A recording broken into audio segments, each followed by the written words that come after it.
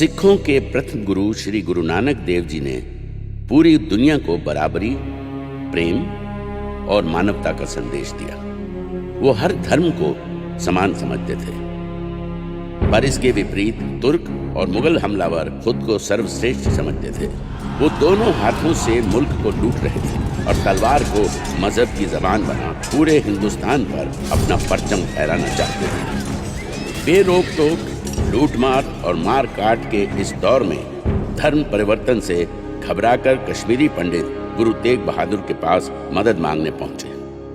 तब 8 साल की छोटी उम्र में ही गुरु गोविंद सिंह ने कश्मीरी पंडितों के पक्ष में आवाज उठाकर अपने गुरु पिता को इस जुल्म के खिलाफ लड़ने की प्रार्थना की। पिता गुरु तेग बहादुर ने जुल्म का सामना किया और जब मानव अधिकार शब्द भी इजाद नहीं हुआ था, कश्मीरी पंडितों की रक्षा के लिए अपना जीवन बलिदान कर दिया। शीश कटा दिया पर झुकाया नहीं। पर इसके बाद भी धर्म परिवर्तन का ये जुल्म थमा नहीं। दशमेश पिता की जवानी के साथ साथ ही इस जुल्म के खिलाफ लड़ने का जज्बा भी जवान हो गया। उन्होंने अपने विचारों से अज्ञान के अंधकार को और अपनी तलवार से अन्याय को मिटाने का फैसला लिया। श्री अनंतपुर साहब में खालसा पंथ की स्थापना की और पूरी मुगलिया हुकूमत को झंझोड़ के रख दिया।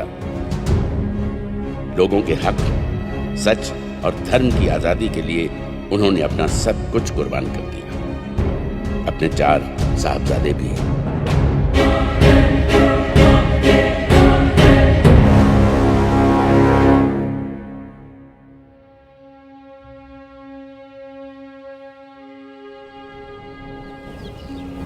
श्री अनंतपुर साहब एक और उछाले मारता दरिया सतलुज और दूसरी तरफ आसमानी रंग में खुला सरसा नदी का पानी।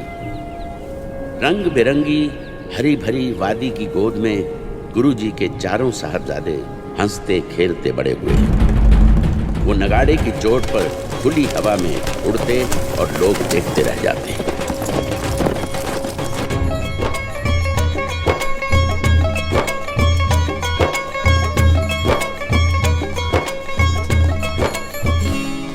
पिताजी ने हुक्म दिया है कि मुझे सफेद हाथी पर बिठाकर वीरों की दौड़ दिखाओ। मेरा भी तो नाम लिया था। हाँ, वो कहते थे कि फतेह सिंह को भी साथ बिठा लेना। पर मुझे तो जल्दी।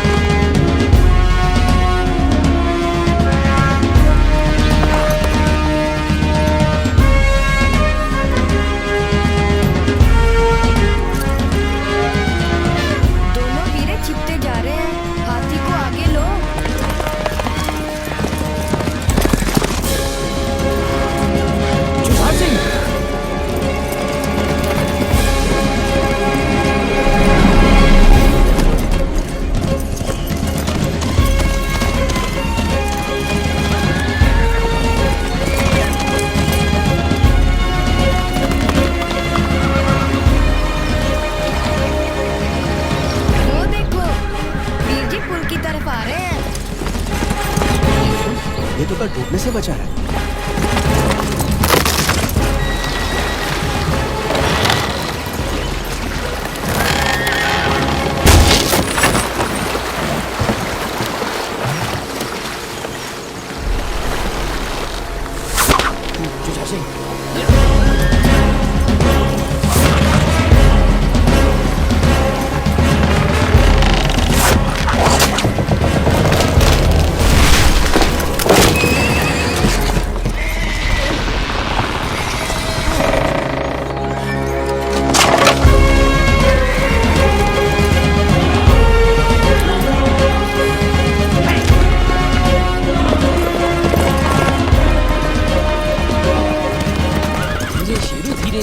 हमें छोटे वीर से आगे नहीं निकलना।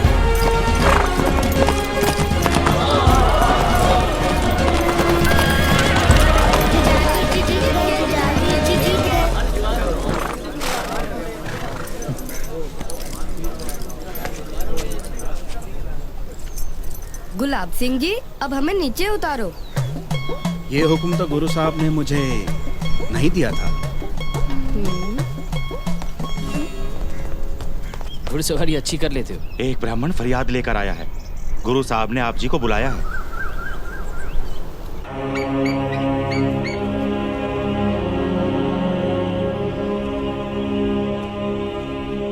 हे दशमेश पिता, मैंने बहुत दरवाजे खटखटाए, बहुतों के पास जाकर फरियाद की, पर किसी ने मेरी मदद नहीं की। मेरी नई नवेली दुल्हन का अभी तो चूड़ा भी नहीं उतरा था कि पठान उठाकर ले गया। बस अब तो आप ही मेरी मदद कर सकते हो। दशमेश पिता के दरबार से कभी कोई फरियादी खाली हाथ नहीं लौटा। जो हुक्म गुरु पिता। ਪਹਿਲਾ ਅਸ਼ਟਪਦੀਆਂ ਕਰ ਤੀਜਾ ਇੱਕ ਓੰਕਾਰ ਸਤਿਗੁਰ ਪ੍ਰਸਾਦ। ਜਿਨ ਸਿਰ ਸੋਹਨ ਪੱਟੀਆਂ मांगी पाए सिंदूर से सिर काती मुन्नियन गल विच आवे धूड़। हमारे मुल्क पर हुए बाबर के हमले का श्री गुरु नानक देव जी ने अपनी बानी में बताया है कि कैसे सुहागनों के सिंदूर मिट्टी में मिल गए, जिनके सर पर सुंदर पट्टियां थी कैसी उनकी बुरी हालत हो गई। लोगों के दर्द को अपने दिल में समोकर गुरु साहब ने बाबर को कहा था कि इतना कुछ देखकर भी तैकी दर्द ना आया।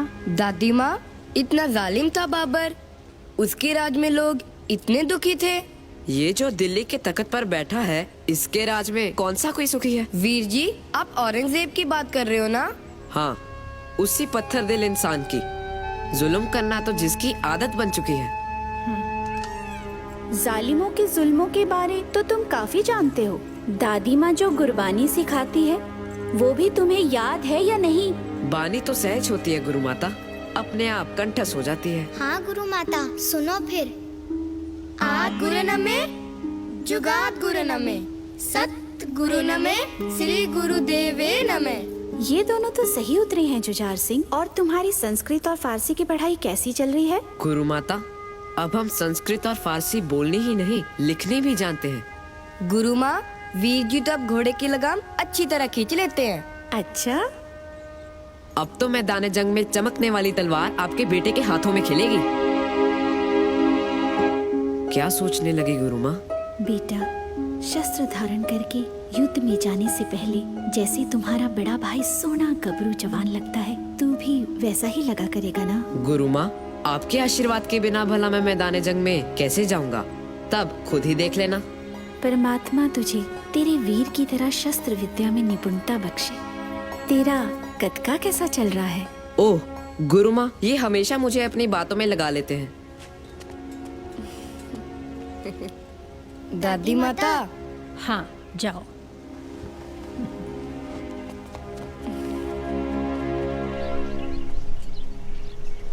देवकीदास, गुरु पिता का आदेश है कि आगे से अगर तुम्हारी चोरू के साथ कोई छेड़खानी करे तो अपनी रक्षा खुद करनी सीखो। मैं वादा करता हूँ गुरु साहब जी का मैं बहुत शुक्रगुजार हूँ अजीत सिंह जी, जिन्होंने मेरी मदद के लिए आपको भेजा। वाहिगुरु जी का खालसा, वाहिगुरु जी की फतेह।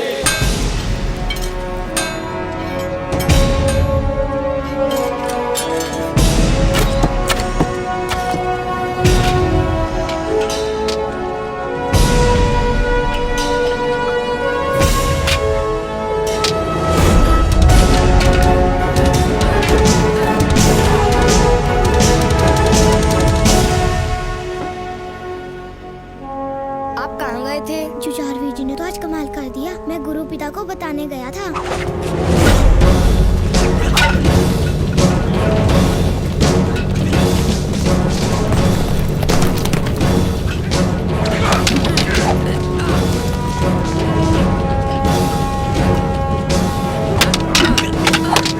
अजीत सिंह, जुझार सिंह तो आज पता नहीं क्या खा कर आया है। ये तो किसी के भी पाँव नहीं टिकने दे रहा। मेरा छोटा वीर अब जवान होता जा रहा है।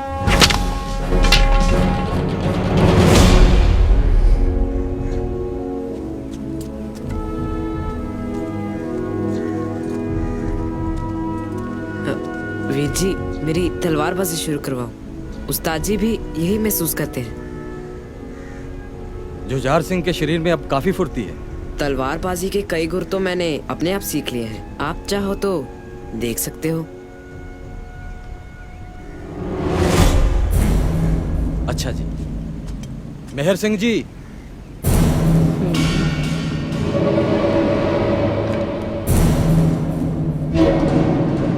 ठहरिए, तलवार मुझे दीजिए।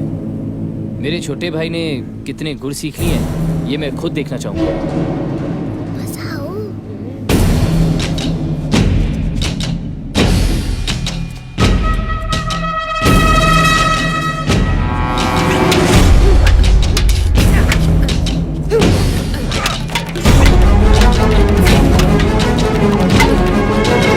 अपने आप इतने गुर सीख लिए कि मेरा वार रोकने के काबिल हो गए।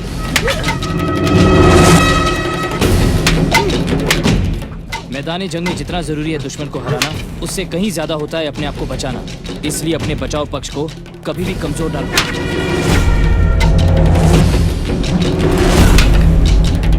तो ऐसा लगता है वीर जी कि मैं मैदान जंग में दुश्मन के हाथ पकड़ी तलवार को गिरा सकता हूँ।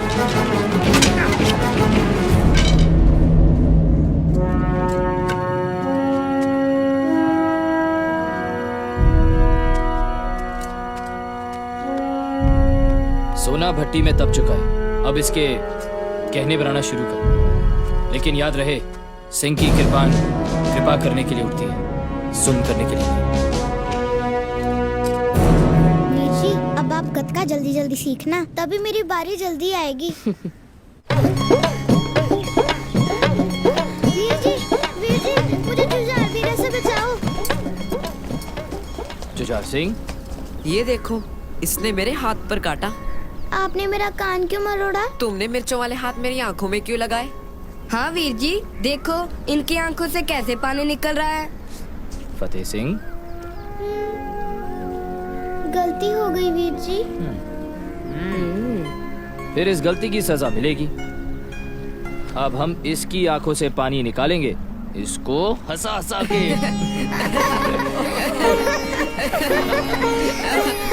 रुक जा, अब कहाँ भाग रहे? जाओ वीर जी, मैं नहीं बोलता आपके साथ। हमने मेरी तरफ की बात नहीं की, जो जारवीर जी का साथ दिया। कैसे भाई? उनकी शिकायत पर आप गुदगुदी करने लगे। मेरे मिर्चों वाले हाथ अपनी आंखों को लगाकर तो देखो पानी निकलता या नहीं। वीर जी, फतेह सिंह का दिमाग बहुत चलता है। हम इसे बाकी सेवकों की तरह संस्कृत पढ़ने काशी भेजेंगे। नहीं वीर जी, मैं आप सबको छोड़ के कहीं नहीं जाऊंगा। ठीक है, फिर नहीं जाना तो संगत की सेवा करनी पड़ेगी, भाई कन्हैया से भी बढ़कर। वीर जी, एक बार आप भाई कन्हैया जी के बारे में सुनाते सुनाते रुक गए थे, क्या बात थी वो? मैं बताता हूँ वीर जी। एक बार एक सिंह ने आकर शिकायत की, गुरुजी, युद्ध के बाद भाई कन्हैया जी जख्मी तुर्कों को भी पानी पिलाते हैं। भाई कन्हैया ने फिर कहा, गुरुजी, आपके सिंह शस्त्र चलाकर दुश्मन मारते हैं और मैं उनको पानी पिलाकर दुश्मन ही मारता हूँ। गुरु पिता ने मुस्कुरा कर कहा, कन्हैया, अब से मरहम पट्टी भी साथ लेकर जाया कर। मैं भी गुरु पिता जैसा सन सिपाही बनूंगा। ये क्या गंगू, मैंने तुम्हारे पास बच्चों के लिए घी शक्कर भेजी थी, तू वैसे ही वापस ले आया? मैं क्या करता माता जी, आपके चारों लाल तो अंदर से दरवाजा बंद करके बैठे हैं। कहते हैं शाम तक हमें कोई ना बुलाए। ये जब भी चारों इकट्ठे होते हैं नया ही रंग ले आते हैं। माता जी, आपको पता है इस बार ये क्या करना चाहते हैं? कल मेरे पोते दरबार में उस आत्मा रूपी परमात्मा के बारे में गुणगान करेंगे, जिसके आने से धरती का अंधेरा छटा और रोशनी हो गई। वाहे गुरु वाहे गुरु वाहे गुरु वाहे गुरु वाहे गुरु वाहे सतगुरु नानक परगटया मिटी तुंद जग चानन हुआ। वाहे गुरु वाहे गुरु वाहे गुरु सत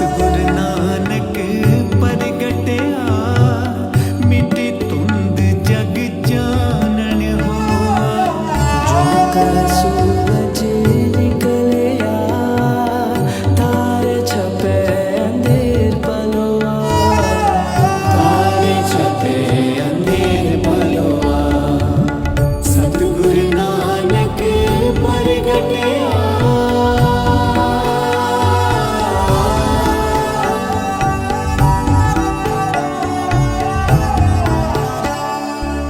सिंह बुके मिर्गावली पन्नी जाए ना तीर तरुआ जिथे बाबा पैर तरे पूजा सड़ता पर सोआ मिटी तुंद जग चानण हुआ सतगुरु नानक परगटिया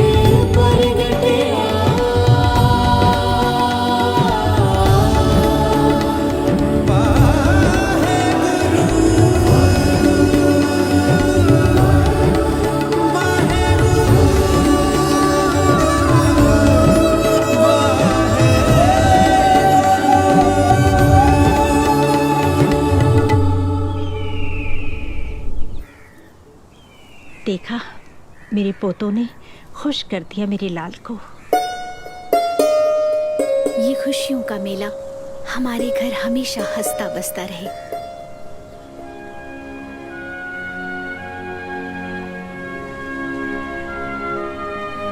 पर ये रौनकें बहुत दिनों तक नहीं रही। मुगलिया सल्तनत लोगों को जबरदस्ती धर्म बदलने के लिए कहती थी और दशमेश पिता का सजाया खालसा पंथ उसका विरोध करता था। इसलिए हर धर्म और हर जाति के लोग गुरुजी के साथ जुड़ते हैं और फक्र महसूस करते हैं। उनकी बढ़ती ताकत मुगलिया हुकूमत और पहाड़ी राजाओं की परेशानी का सबब बनती जा रही थी। सूबा सरहंद वजीर खान को शरद ऋतु में पसीने आ रहे थे। उसको कुछ समझ नहीं आ रहा था कि वो क्या करे। हम गुरु और उसके सिंगों से कई लड़ाइयां हार चुके हैं। 1 लाख फौज दिल्ली से और मंगवाकर इनका सफाया करवाइए। ऐसा नहीं हो सकता कि सांप भी मर जाए और लाठी भी ना टूटे। एक आदमी की मौत के साथ खालसा पंथ की कमर भी टूट जाएगी। मैं समझ गया हुजूर, लेकिन उस गुरु के साथ टक्कर कौन लेगा? मुगलिया सल्तनत का सबसे ताकतवर सूरमा बैंडे खान।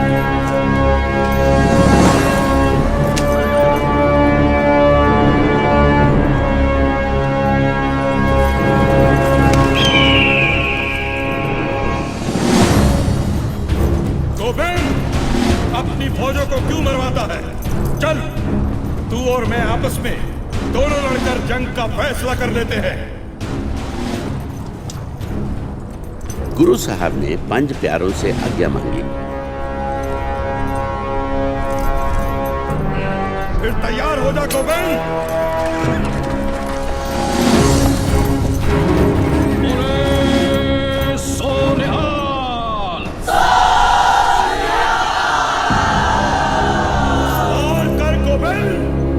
गुरु साहब ने कहा, खालसा कभी पहले वार नहीं करता।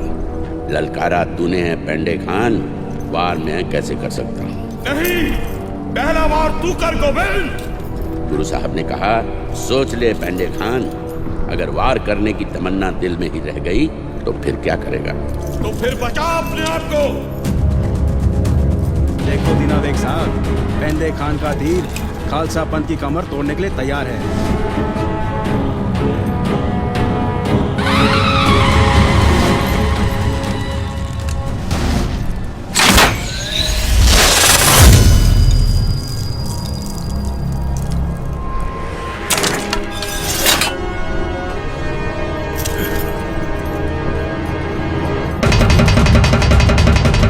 गुरुजी ने फिर निशाना लगाने से पहले वाहेगुरु जी को कहा, नर में हर है, हर में नर है, हे निरंकार, हर इंसान में तू आप है, पर इस वक्त मेरे तीर के सामने किसी का अहंकार है।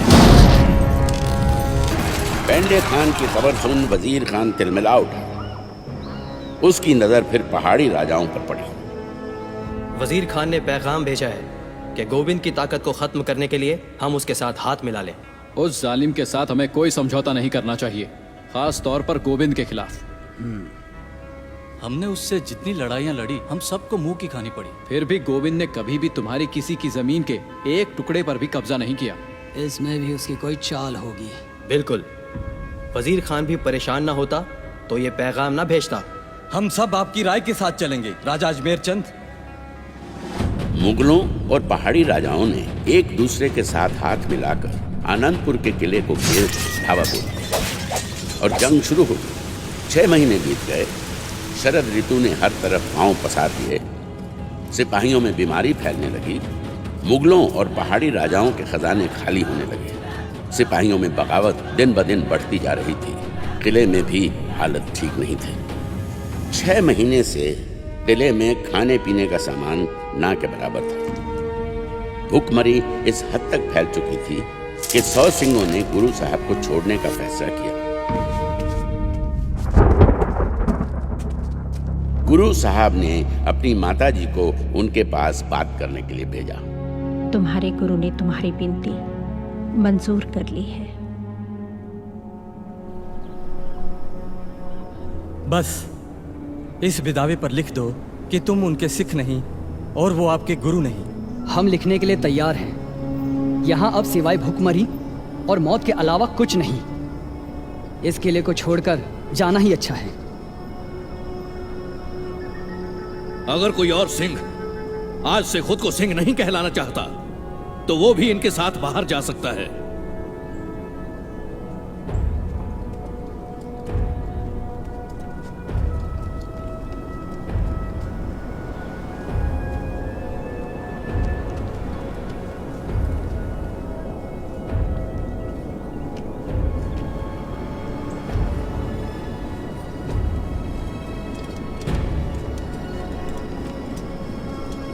सौ सिंह छोड़कर जाना चाहते थे, पर सिर्फ 40 ही गए। बाकियों के जमीर ने आज्ञा नहीं दी। सिपे सालार, वो सिंह जा रहे हैं। रुक जाओ, लगता है डर कर भाग रहे हैं। जाने दो। सही सोचा जनाब। इससे पहले कि हमारी फौजें घेरा तोड़ दें, बस ऐसे ही ये किला खाली हो जाए। एक बार धोखा देने के बाद आखिरकार घास में सांप की तरह रेंगता वजीर खान का गुरु साहब को पैगाम आया, जिसमें मुगलों ने अपने धर्म और पहाड़ी राजाओं ने गौ माता की कसम खाई कि अगर गुरु साहब किला खाली कर दें तो कोई उनकी परछाई की तरफ भी नहीं देखेगा। वो जिस तरफ जाना चाहें अपने सिंहों को लेकर जा सकते हैं। गुरु साहब ने इस प्रस्ताव को अपने कुछ करीबी सिंहों के कहने पर मंजूर कर आनंदपुर का किला खाली कर दिया। जोरावर सिंह, फतेह सिंह, जल्दी करो, माताजी तुम्हारा इंतजार कर रही हैं। वीर जी, हमें भी आपके साथ रहना है। तुम दादी माता और माताजी के साथ रहो और उनका ख्याल रखो। फिर आप हमारे साथ आ जाओ, हम चारों मिलकर उनका ख्याल रखेंगे। नहीं फतेह सिंह, हम आखिरी दल के पीछे सबकी रखवाली करते चलेंगे। अब जहाँ डेरा लगाएंगे वहीं मिलेंगे। अगर आप ना आए? आप जहाँ होंगे ना, हम पीछे पीछे आ जाएंगे। अच्छा ठीक है, अब चलो। वीर जी, जोर से जप्फी डालने को दिल करता है। मेरा भी।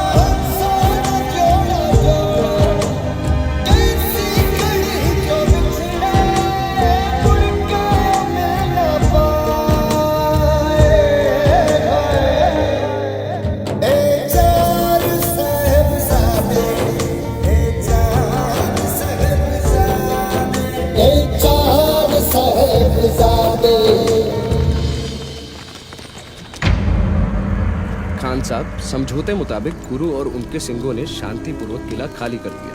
मुझे किले की ईंटें सर पर मारनी है। मुझे तो अपना शिकार गोविंद किले से बाहर चाहिए था। इच्छा तो पूरी हो गई। अब सोच क्या रहे हैं खान साहब? हम ये नहीं कर सकते। हमने अपने धर्म और इन्होंने अपनी गौ माता की कसम खाई है। कसम?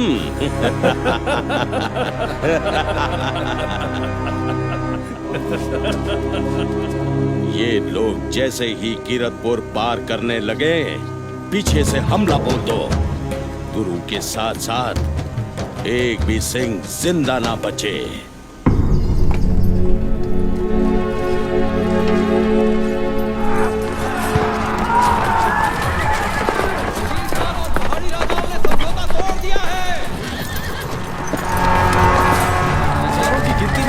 हमारा पीछा कर रही है।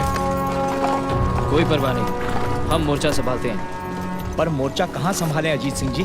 हम सैकड़ों में और दुश्मन हजारों। वो सामने दो पहाड़ियों से हजारों की गिनती में दुश्मन वहां से एक साथ नहीं निकल सकते। आओ। साध संगत जी, गुरु साहब का आदेश है कि अमृत वेले को देखते हुए आशा दीवार दे दीवान सजाए जान।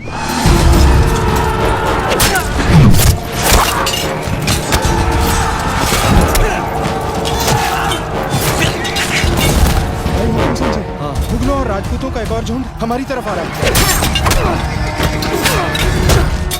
इन दोनों भाइयों को यहाँ नहीं होना चाहिए। अजीत सिंह जी, दुश्मन चालाकी से किसी और रास्ते जाकर सिरसा किनारे हमला न कर दे। हमें एक बार जाकर देख। आप चलिए, मैं आपके पीछे से आता हूँ। पहाड़ी पर पड़े उस पत्थर को फेंक कर रास्ता कर दो। हम कहाँ जा रहे हैं? हमें सिरसा किनारे जाकर एक बार वहां की खबर ले लीजिए।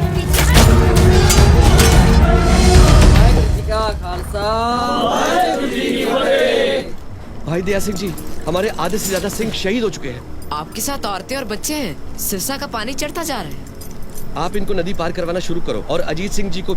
अजीत सिंह जी नहीं आए, उनको इस जंग से बाहर लाना होगा।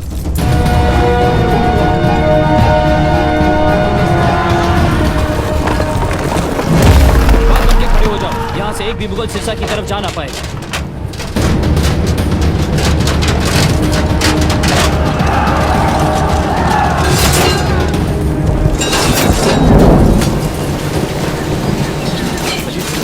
सिरसा नदी का पानी चढ़ता जा रहा है। गुरु पिता ने आपको वहां बुलाया है। जी।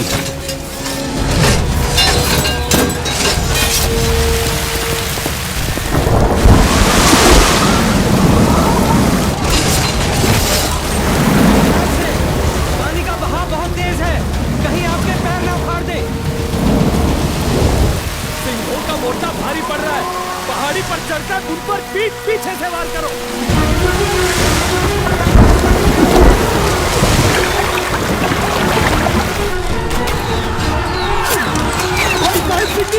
पीछे से वार हुआ है।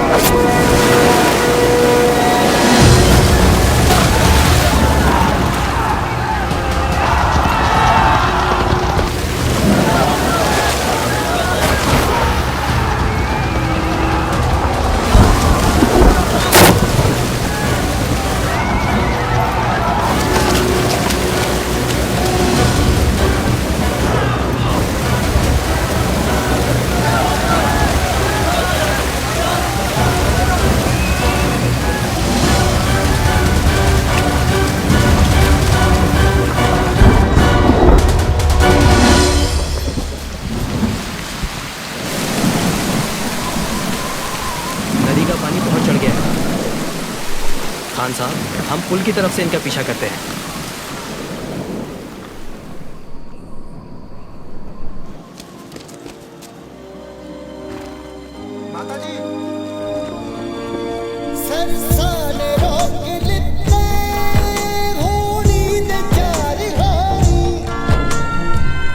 हम दूर तक देख कर आए हैं माता सुंदरी जी, कोई दिखाई नहीं दिया। भाई मनी सिंह जी, हमें दिल्ली की ओर चल देना चाहिए।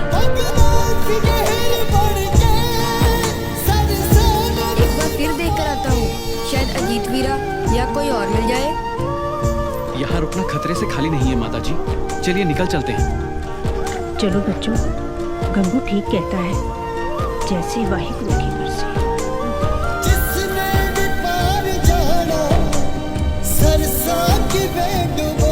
उन्होंने इंतजार किया होगा, लेकिन खतरा देखते हुए शायद दिल्ली की तरफ चले गए होंगे, जैसे कि पहले तय हुआ था।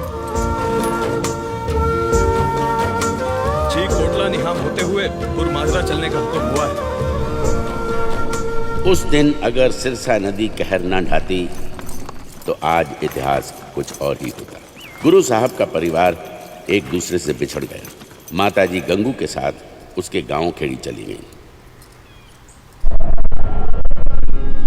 चौधरी बुद्धू चंद ने गुरु साहब को अपनी गढ़ी में शरण दी, जहां से पहले भी वो एक लड़ाई लड़ चुके थे।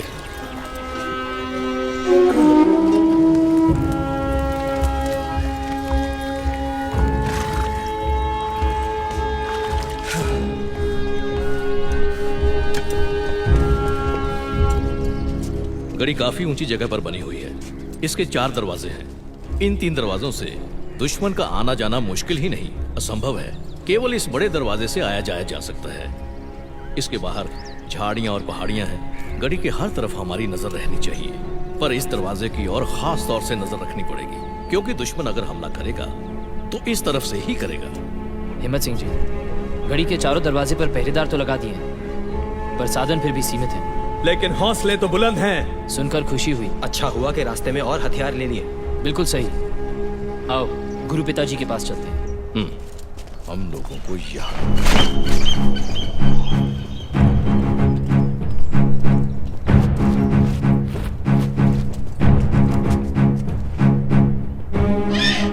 गुरु पिताजी, गढ़ी के चारों तरफ पहरेदार लगा दिए गए। दशमेश पिताजी, आपके हुक्म अनुसार जख्मी सिंहों का इलाज चल रहा है। हम गढ़ी के आसपास कड़ी नजर रखेंगे। मुगल फौज यहाँ किसी भी वक्त पहुंच सकती है।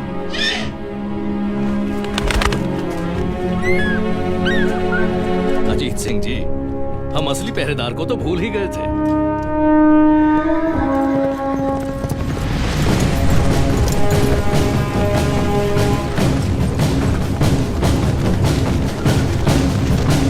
चमकौर के बाशिंदों सुनो, खलक खुदा का, मुल्क बादशाह का, हुक्म वजीर खान का, ध्यान से सुनो। हिंद का पीर अपने सिंहों के साथ चमकौर की गढ़ी में पहुंचा है। फौजदार का हुक्म है, जो कोई भी अनंतपुर के गुरु की या उसके सिंहों की मदद करेगा, उसका सर कलम कर दिया जाएगा। बेटा, ये चूरमा तो मैंने तुम्हारे लिए बनाया था, तुम इसे लेके कहाँ जा रहे हो? माँ, अनंतपुर साहब वाले गुरुजी और उनके सिंह गढ़ी में आए हुए हैं। सभी लोग उनके लिए कुछ ना कुछ लेके जा रहे हैं। ये चूरमा मैं उनको देकर आऊंगा। ना बेटा, ऐसा मत करना, हम पर कोई और मुसीबत ना आ जाए। क्यों री कुड़िए, तू क्यों बच्चे को डरा रही है? क्या बुरा करने जा रहा है मेरा लाल? तू जा बेटा। मैं चलता हूँ बेबे। तू मेरे पोते को उन 40 सिंहों जैसा डरपोक बना रही है, जो गुरु साहब को किले में छोड़ आए थे। तुझे पता भी है, जब वो भगौड़े घर गए तो घर वालों ने उनकी क्या हालत की? लो पहन लो चूड़ियाँ मेरी और संभालो अपना चौका चूल्हा। अपनी तलवार मुझे दो, मैं गुरु की सिंगनी बन के मैदान में डट जाती हूँ। मेरी बात तो सुनो। पीछे हट जाओ। जो गुरु का सिंह नहीं, वो सिंगनी का भी सिंह नहीं। मैं अपने गुरु के दुश्मनों से खुद लड़ूंगी। ओ मूर्ख, सर दे के तुमने खंडे का अमृत छका है। जुल्म से टक्कर लेने के लिए तुम्हें उन्होंने सिपाही बनाया और तुम उनको छोड़कर घर भाग आए हो। 40 को अन्न पकाने वाली घरवालियाँ बहुत याद आ गई। माता गुजरी का लाल भी तो पेट से भूखा था। शेर की गुफा में रहना तुम सबको रास ना आया गीदड़ो, बंदे बनने लगे थे।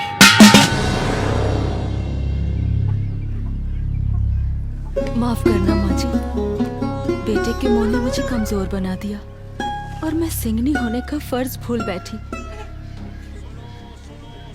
इससे पहले कि इस पहरेदार की आवाज मेरे जैसे किसी और माँ को डराए। सुनो सुनो सुनो चमकौर के बाशिंदों, सुनो खलक खुदा का, मुल्क बादशाह का।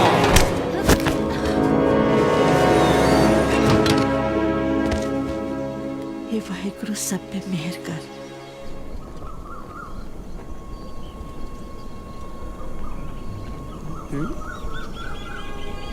भाग सिंह जी, वो देखो, 2 बच्चे झाड़ियों में छिपते हुए गड़ी की तरफ आ रहे हैं। चलो देखते हैं।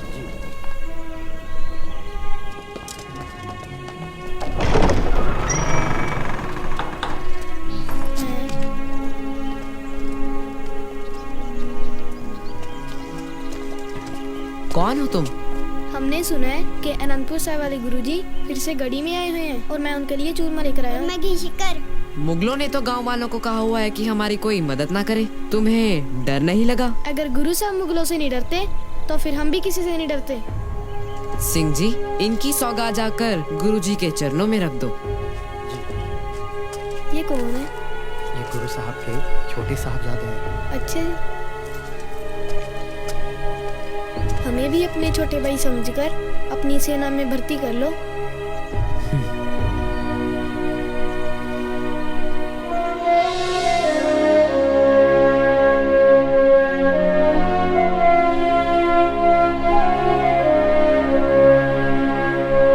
वीर जी, आपने बताया नहीं। हमारी भूख और प्यास की चिंता की और खतरा मोल लिया। ये काम किसी योद्धा सूरमे से कम है? भाग सिंह जी, इन दोनों नन्हे योद्धाओं को हिफाजत से इनके घर तक पहुंचा दो।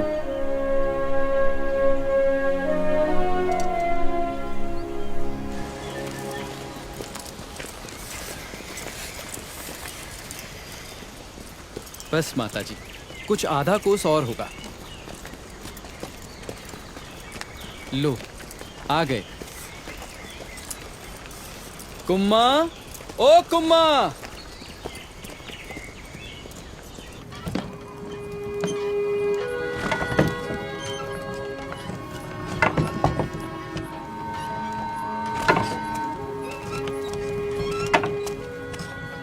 क्या सोच रहे हो जुझार सिंह?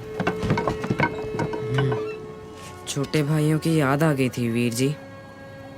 सरसा नदी के पानी को पता नहीं क्या सूझा, आज के दिन ही इतना चढ़ना था। फिक्र मत करो जुझार सिंह, माताजी और कुछ सिंह साहब हैं उनके साथ।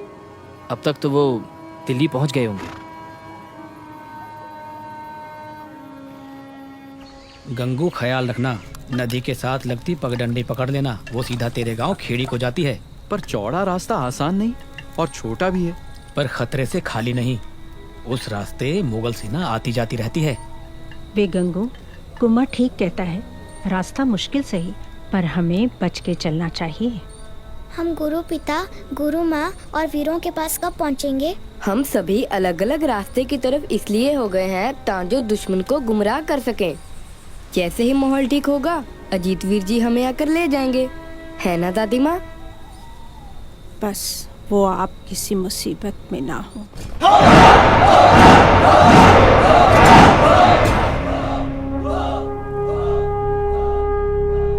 सुबह सरहंग!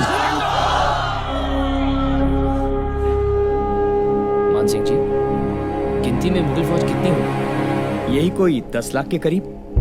42 के सामने 10 लाख? सिंहों के जोश से कितना डरती है मुगल फौज। वाह जुझार सिंह वाह, माँ पर तीर, पिता पर घोड़ा, ज्यादा नहीं तो थोड़ा थोड़ा, पर तुम तो थोड़े से भी कहीं आगे निकल गए।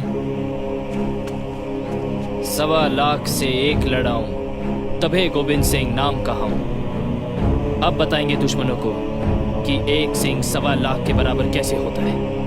बोले सोनिहाल!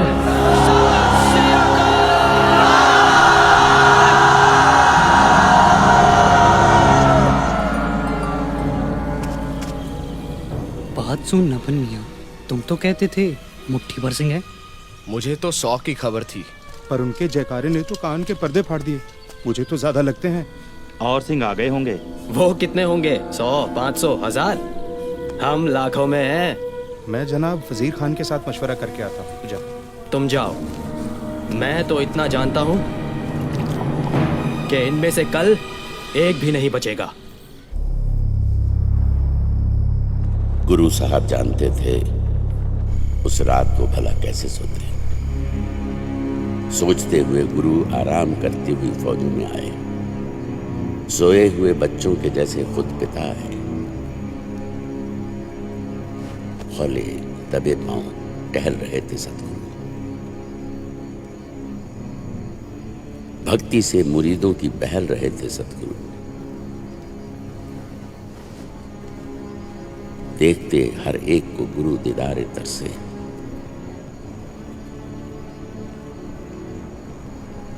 जिन सिंहों ने कल मौत के साहिल था उतरना, कल सुबह था जिन खालसों ने जंग में मरना, सतगुरु सिंहों को निहारते थोड़ी और आगे आए। साहबजादे जहां दोनों ही सोए हुए पाए, जिगर के टुकड़ों से हुआ जबकि गुजरना मुश्किल हुआ, इस जगह से कदम आगे को धरना।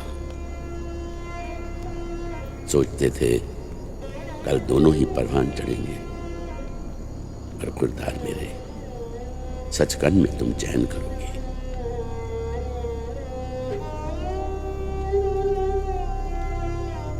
हमें शहादत का बड़ा शौक है वाहिगुरु।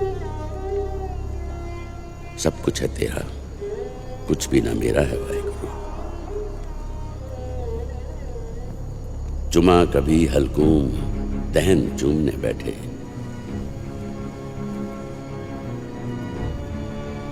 जैसे धरती पर सोए तो कमल चूमने बैठे।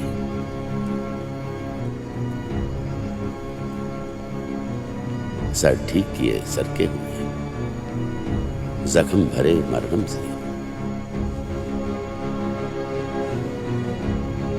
साफे कभी सिंहों के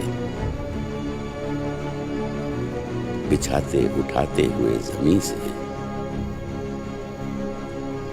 उल्फत के ये जज्बे नहीं देखे कहीं हमने। है देखना एक बात सुने भी नहीं हमने। करतार की सौगंध है, नानक की कसम है, जितनी भी हो गुरु गोविंद की तारीफ वो कम है।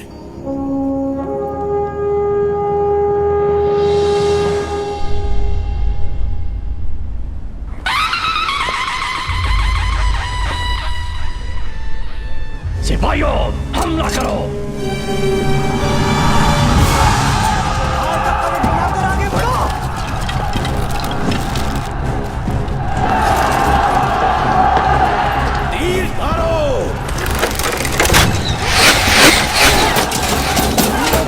लगातार करो ताकि गड़ी से सिंह बाहर ना आ सके और हमारे आदमी गड़ी तक पहुंच जाए। हमला करो।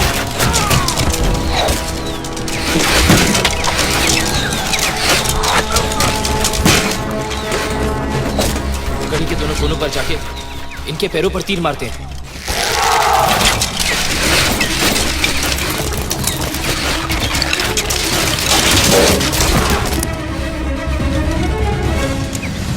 रुक जाओ, तीर ना चलाओ, हमारे अपने आदमियों को लगेंगे।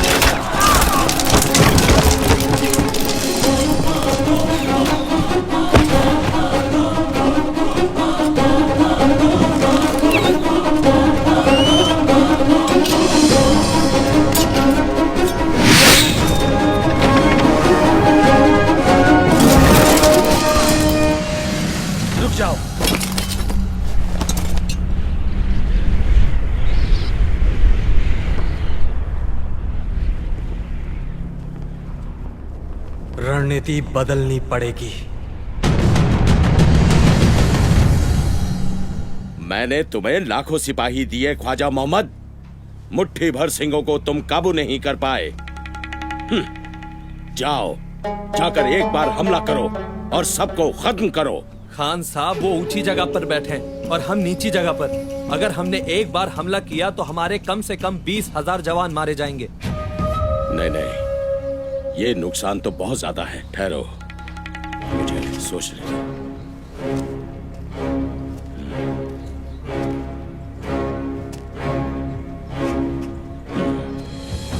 ऐसा करो, उनकी तीरों की मार से तुम सब 10 गज दूर रहो।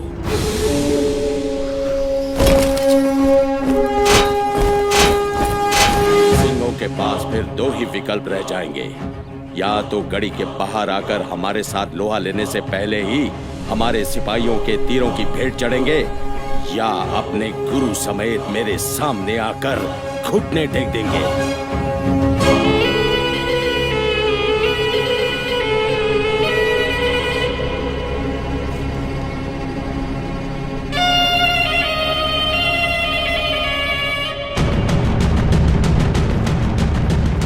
समय आ गया है शहीदी पाने का।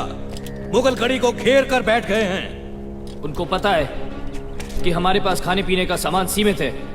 गुरु साहब का हुक्म है, हमें गढ़ी से बाहर जाकर लड़ना होगा। ठीक है, हम एक बार जाकर हल्ला बोल देते हैं। कम से कम सैकड़ों को धरती पर लिटा देंगे। हम सैकड़ों नहीं, हजारों को मारेंगे, लेकिन जैसे गुरु पिता का हुक्म है। ये 5-5 सिंहों का जत्था मुगलों से युद्ध करने के लिए गढ़ी से बाहर जाएगा। हम उनको इतना नुकसान पहुंचाएंगे जितना उन्होंने सपने में भी नहीं सोचा होगा। पहला जत्था लेकर मैं जाऊंगा। मेरे साथ 4 सिंह जाने के लिए तैयार हो जाए।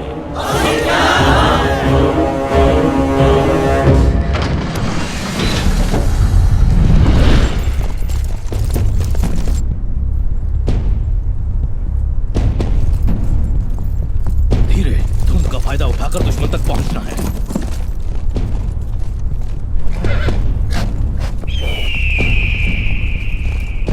लगता है सिंह आ रहे हैं। तू जाकर देख, तू जाकर देख।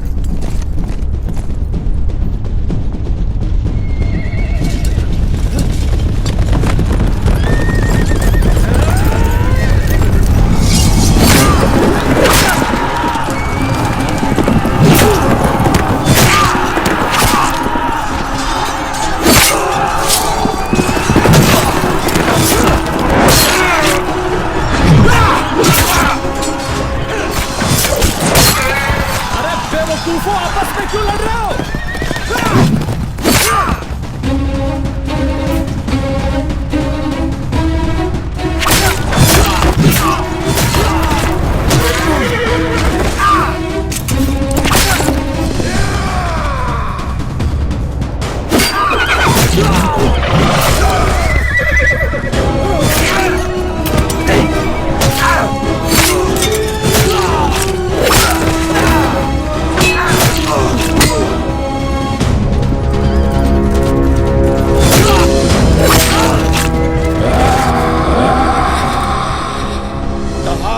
करो इसकी।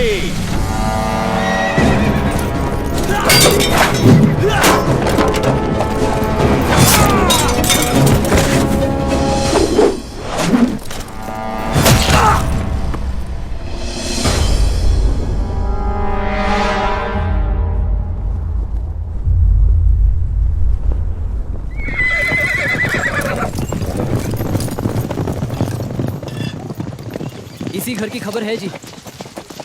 कोई है?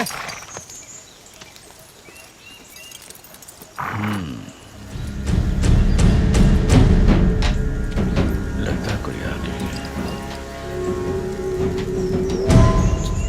जी हुजूर। तूने अनंतपुर वाले गुरु के किसी परिवार वाले को या उनके सिंहों को देखा है? आपके पहले एक टोली आपके सिपाहियों की आई थी और वो भी यही पूछ रहे थे। मैंने उनको भी यही बताया था कि मैंने कोई सिंह नहीं देखा। लगता है बशीर खान की टोली होगी। चलो हम नदी किनारे छोटे वाले रास्ते से चलते हैं, वो हमें जल्दी मिल जाएंगे। छोटे रास्ते।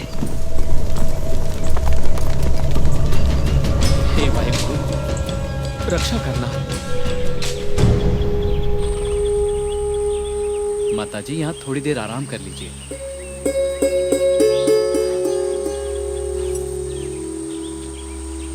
फतेह सिंह, तो क्या सोच रहा है फतेह सिंह? दादी माँ, माता जी की याद आ रही थी। याद तो मुझे भी आ रही थी, पर माता जी के साथ अजीत वीरा, जुजार वीरा और गुरु पिता तो होंगे ना दादी माँ? हाँ पुत्र, शायद। दादी माँ, माता जी भी हमें याद करते होंगे ना? क्या हुआ माता जी? आप फिक्र मत कीजिए माता जी, आपके लाल जहाँ भी होंगे खुश होंगे। चौकड़ी एक दूसरे के बिना नहीं रह सकती। हे वाहिगुरु, सुख रखना। भाई दया सिंह जी, 3 जत्थे गढ़ी के बाहर जा चुके हैं। अब अगला जत्था मैं लेकर जाऊंगा। बस अरदास करने के बाद गुरु पिता का आशीर्वाद लेकर आता हूँ। हेलो अजीत सिंह जी, आप इस युद्ध में नहीं जा सकते। क्यों नहीं जा सकता? आपकी कुर्बानी से पंथ को कभी ना पूरा होने वाला घाटा होगा। मुझे शहीद हुए सिंहों से अलग करके ना देखो भाई दया सिंह जी। खालसा पंथ रिश्तों का मोहताज नहीं। मैं अपने गुरु पिता को अच्छी तरह जानता हूँ। वो मुझे जंग में भेजने के लिए अपने हाथों से गढ़ी का दरवाजा खोल देंगे। अजीत सिंह अपनी जिद पर अड़े हुए हैं। अब तो बस गुरु साहिब ही रोक सकते हैं।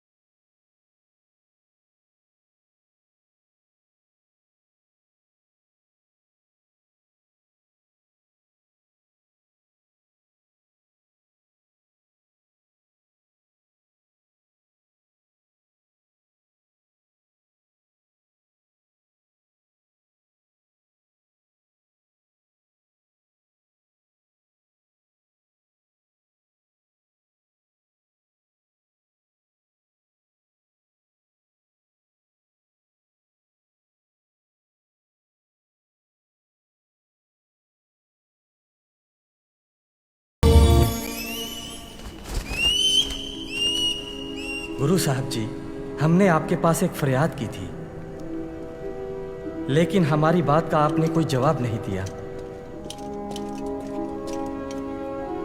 गुरु पिता, मैं युद्ध में जाने के लिए तैयार हूँ।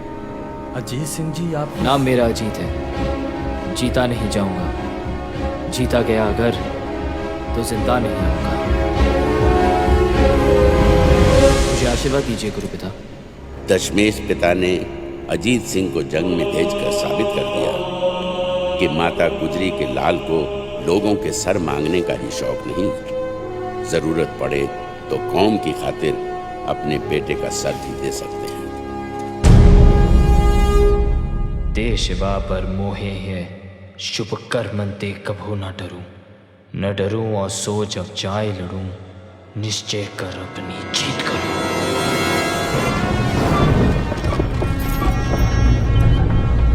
चलो।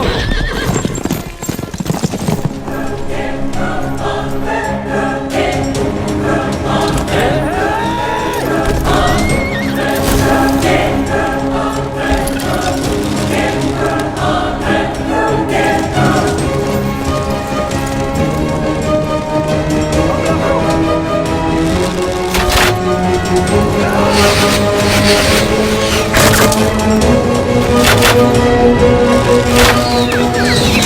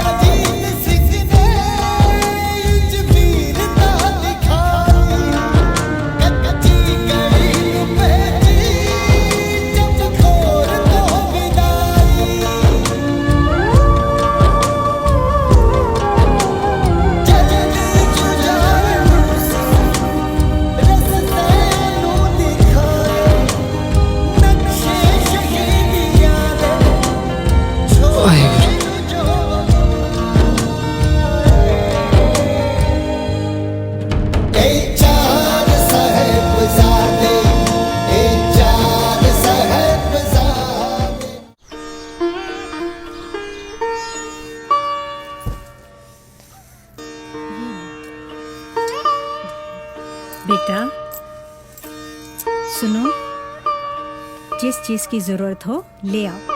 मोहरे और चाहिए तो मुझसे ले लेना।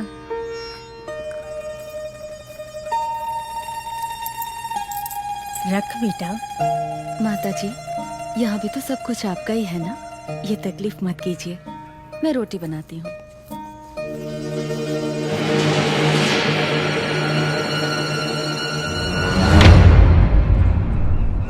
गुरुजी, सरसा नदी पर आकर सारा परिवार बिछड़ गया। माताजी, छोटे साहबजादे पता नहीं कहाँ चले गए। अजीत सिंह जंग में शहीद हो चुके हैं, फिर भी आपके माथे पर कोई शिकन नहीं। दुनिया जीने के तरीके ढूंढती है, आपका हौसला सिंहों को शहीद होने का जोश दिलाता है। बस अब तो बाबा जुझार सिंह पर ही आस है कि ये बड़े होकर पंथ की बागडोर संभालें। गुरु पिताजी, मैं भी बड़े वीर की तरह जंग में जाऊंगा। ना जुझार सिंह ना, आप ऐसी बात ना करो। आप तो अभी बहुत छोटे हो। गुरुजी, इनको समझाओ ना। मैं सेवा सिंह से कहता हूँ कि अगला जत्था वो लेकर जाएगा। जत्थेदार जी, मानता हूँ कि मैं तलवारबाजी में पूरा निपुण नहीं, पर अनजान इतना भी नहीं कि 8-10 को मारकर मर न सकूं। गुरु पिताजी, आप मुझे आशीर्वाद दो।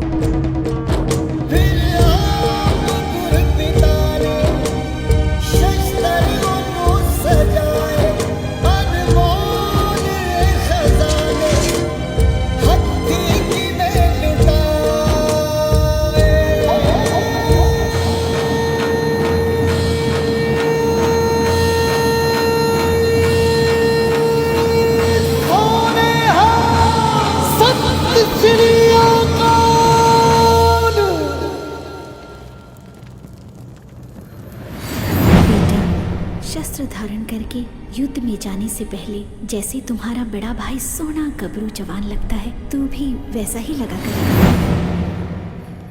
आपके आशीर्वाद के बिना भला मैं मैदान जंग में कैसे जाऊंगा, तब खुद ही देख लेना।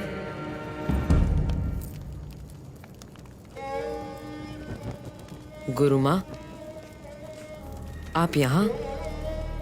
हाँ, जंग पे जाने से पहले मैं अपने बेटे को मिलने आई थी।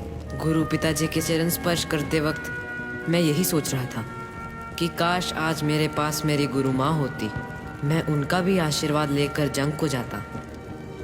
डर तो नहीं लग रहा? माँ, मैं तो सर से पांव तक जोश में भर गया हूँ। मुझे फक्र है मेरे लाल, आज मेरा लाल जंग में लड़ने वाला योद्धा बन के नितरेगा।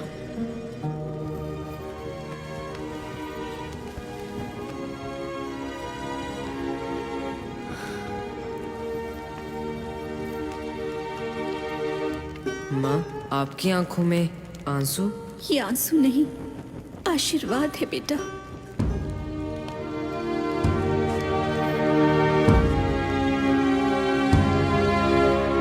जिव जिव हुकुम तिवे तिवकार, नानक साची की साची कार।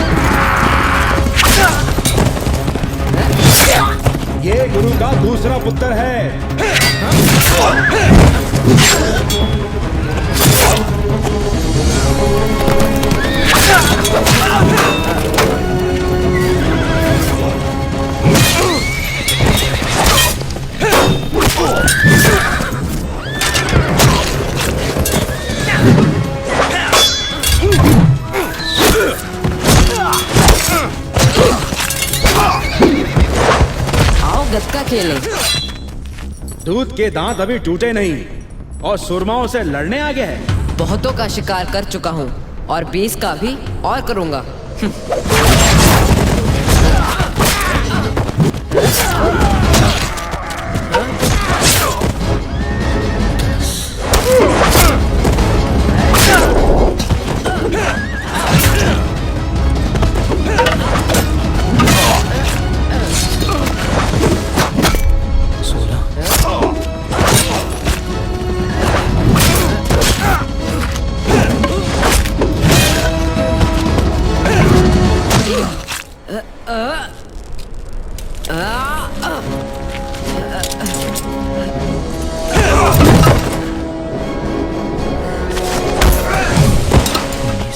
ओए गुरु के पुत्र, बस तूने तो 20 कहे थे।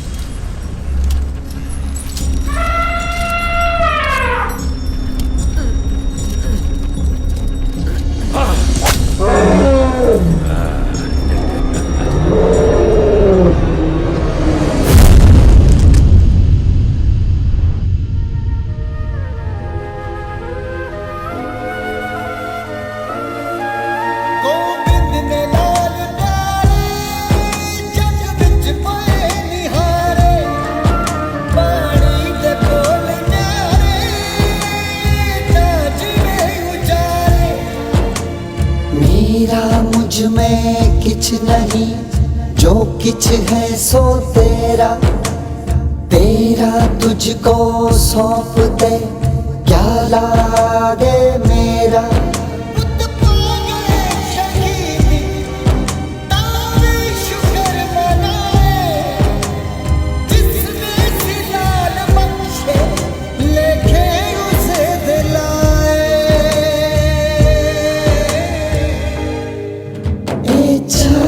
साहेबजादे, ए चार साहेबजादे।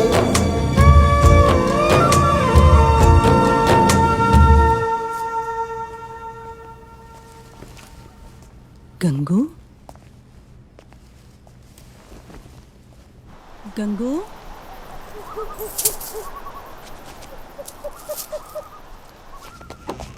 माताजी, लगता है कोई चोर आपकी गठरी ले गया। कोई बात नहीं बेटा, उस चोर की भी कोई मजबूरी होगी। पर माताजी, उसमें तो आपका सब कुछ था। नहीं बेटा, मेरा सब कुछ तो मेरे पास है। नहीं नहीं माताजी, मैं जाकर कोतवाली में शिकायत करता हूँ। रहने दो बेटा, आजकल चोरों से ज्यादा लोग कोतवाली में लूटे जाते हैं। जैसे बोलो माताजी। कोतवाल आया तो मेरा खजाना ही ले जाएगा।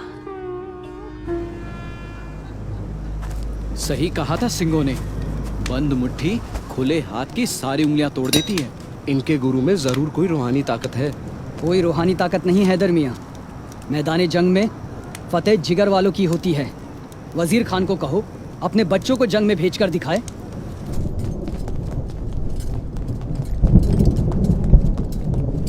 मुगलों की तरफ से कोई हलचल नहीं है जत्थेदार जी। गुरु साहब ने फैसला किया है कि कल के जत्थे के साथ वो खुद जंग में जाएंगे। नहीं संगा सिंह जी, ये नहीं होना चाहिए। किसी भी कीमत पर हमें गुरु साहब को रोकना ही होगा।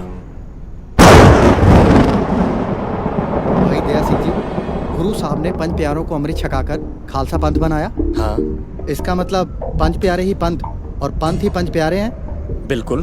बस फिर हम सब गुरु साहब के पास जाकर विनती करते हैं कि गुरुजी, आप हो तो पंथ है और हमारे सिखों के लिए पंथ ही सब कुछ है।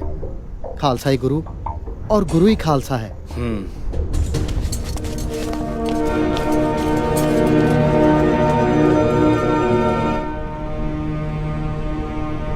गुरु साहब जी, पंच प्यारों को खंडे बाटे का अमृत छकाकर आपने ये अधिकार उनको दिया था कि जब कभी भी पंथ के सामने सवाल उठे तो पंच प्यारों के फैसले को अटल माना जाएगा। हम पंच प्यारे आपके बनाए खालसा पंथ की लोकतांत्रिक नीति को बरकरार रखते हुए कौम के हित के लिए अपने गुरु से विनती करते हैं कि वो गड़ी छोड़कर चले जाएं।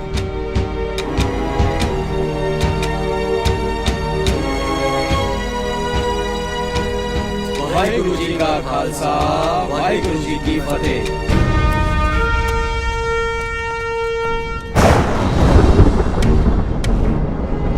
उस रात गुरु साहब अपने किसी सिंह को अपनी पोशाक पहनाकर गढ़ी से एक आम आदमी की तरह निकले। उनके साथ भाई दया सिंह, धर्म सिंह और भाई मान सिंह थे, लेकिन जाते जाते भी योद्धा की तरह दुश्मनों को ललकारते हुए गए। ताली ठोक कर कहा, हिंद का पीर जा रहा है, कोई रोक सकता है तो रोक ले। ये सुनकर मुगलों में भगदड़ मच गई। तूफान के कारण मशालें बुझ गई। कौन है उधर? उधर से आवाज आई, सुनो। अरे कुछ दिखाई नहीं दे रहा, इसे सुनाई भी नहीं दे रहा। घनी काली रात थी, किसी को समझ में नहीं आ रहा था कि क्या हुआ। मैंने शायद ठीक सुना है, फौजदार को जाकर कहता हूँ। अगली सुबह चमकौर साहब में घमासान युद्ध हुआ। जिस सिंह ने गुरु साहब की पोशाक पहनी थी, उसको देखकर फौजदार को लगा उसने गुरु साहब को मार दिया। वजीर खान खुशी से नाच उठा। ओए मूर्खो, ये गुरु नहीं कोई और है। जाओ जाकर गढ़ी का कोना कोना छान मारो। खान साहब, गढ़ी में तो कोई नहीं, बस गुरु का एक नीला घोड़ा और 4 अरबी घोड़े खड़े हैं। इसका मतलब है कि वो एक बार फिर हमारी आंखों में धूल झोंक कर निकल गया। गुस्ताखी माफ खान साहब, गुरु तो जोर से आवाज देकर गया है। कल रात जो मैंने सुना, फिर वो ठीक था। हिंद का पीर जा रहा है, कोई रोक सके तो रोक लो। मैंने तो फौजदार को उसी समय जाकर कहा। मुझे क्यों नहीं बताया? अब जाओ, हर तरफ जाकर उसे तलाश करो। मुझे वो हर हालत में चाहिए। मैं उसे तुर्की पगड़ी बांधकर अपना गुलाम बना लूंगा। सिपाहियों, देखते क्या हो, मार गिराओ उस गुरु के बाज को।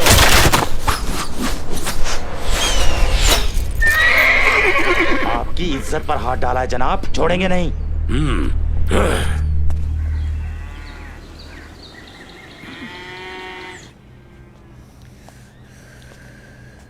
ये लो बेटा, दूध।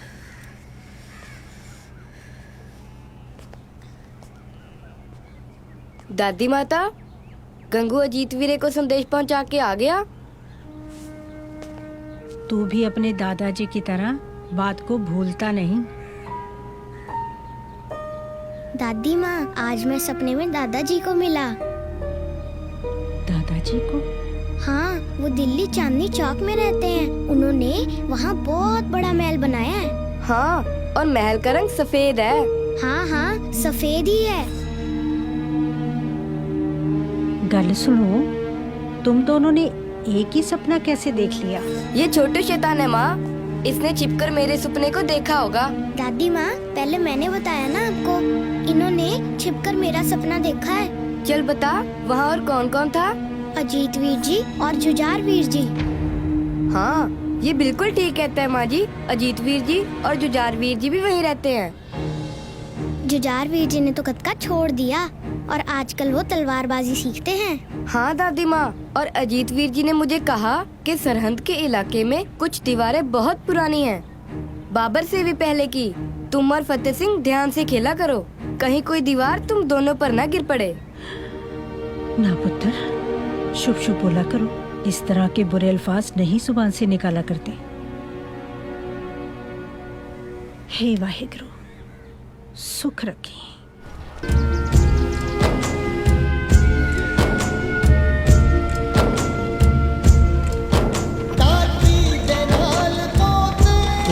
लाखों की फौज लेकर भी वजीर खान अब तक गुरु को पकड़ तो नहीं सका।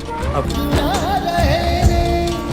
बच्चों और औरतों पे जुल्म करने वाला सुरमा नहीं, शैतान कहलाता है। और ये काम हमारे हाथों हो रहा है। बेहतर होता कि हुक्मरान गुरु की तलाश में हमें भी चमकोर बुला लेते।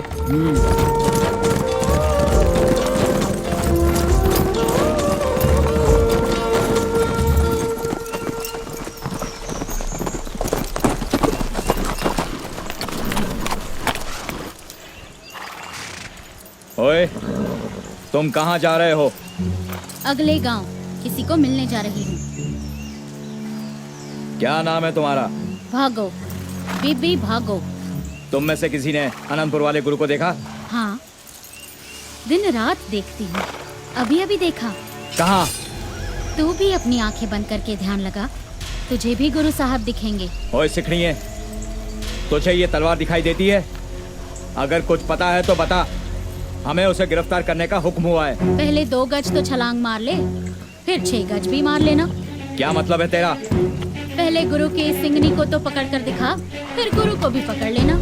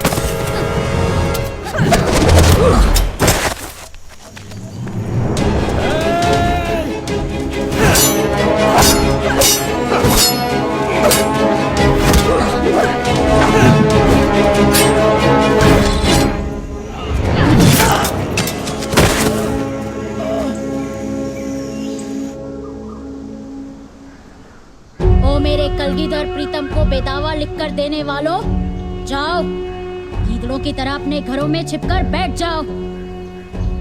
जिन सिंहनियों ने बलवान शेरों को जन्म दिया है, वो पबक मारकर जालिमों के भी सीने चीर सकती हैं। बोले सो निहाल। अगर थोड़ी सी भी आपको शर्म है तो डूबकर मर जाओ, नहीं तो जाकर अपने गुरु के चरण पकड़ो और माफी मांगो। हम 40 ने ना माफी और गलती की है। साहिब मेरा नीत नवा, सदा सदा दातार, मेरा दातार तो बख्शनहार है। माता जी, हमें उस दातार परम कृपा निधान जी के चरण शरण ले जाओ। जरूर लेकर जाऊंगी, मैं तुम्हें उनसे मिलवाऊंगी। दिल जब अंतर्ध्यान होकर अपनी आंखों से देखता है तो मुझे अपने गुरु के साक्षात दर्शन होते हैं। हमारी उनसे मुलाकात जल्द होगी।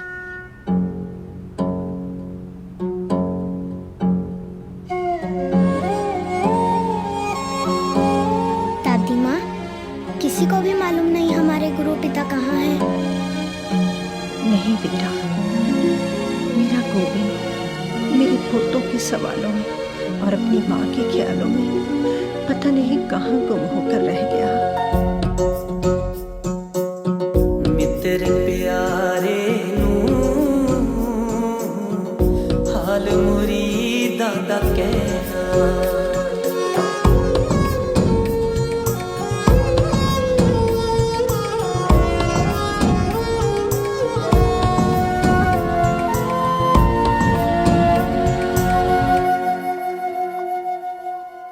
तुद बिन रोग रजाइयां दा ओढ़न, नाग निवासां दे रहना, नाग निवासां दे रहना। मित्र प्यारे नू हाल मुरीदां दा कहना।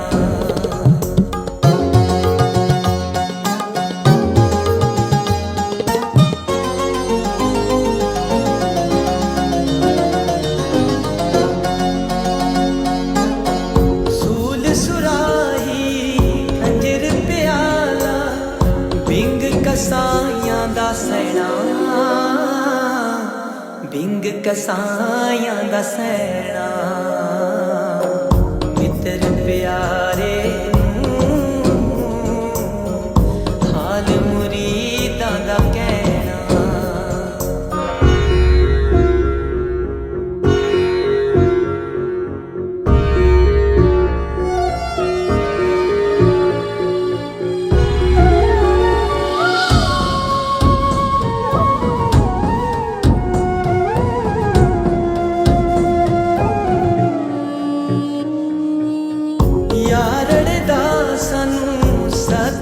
चंगा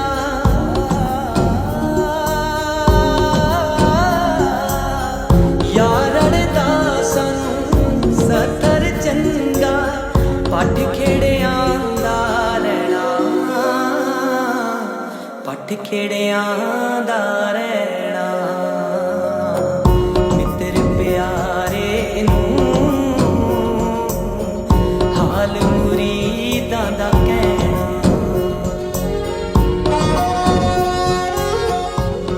गुरु साहब के पास पहुंचकर तीनों सिंहों ने निरंकार का शुक्रिया अदा किया। गुरु साहब की फटी पोशाक और जख्मी पैर देखकर उनकी खुशी मायूसी में बदल गई। बोल मिर्जा। जनाब, गुरु की माँ और उसके बच्चों को कहाँ ठहराना है?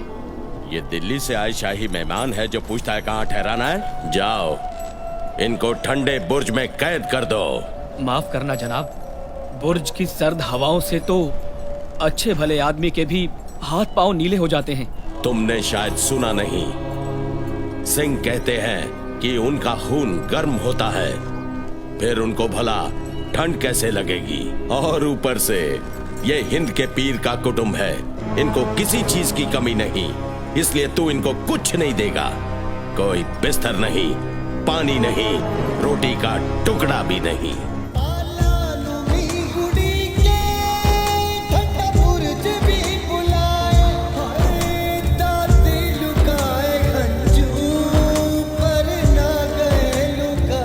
दादी माँ, गुरु पिता की माता होकर आपकी आंखों में उदासी। इधर देखो,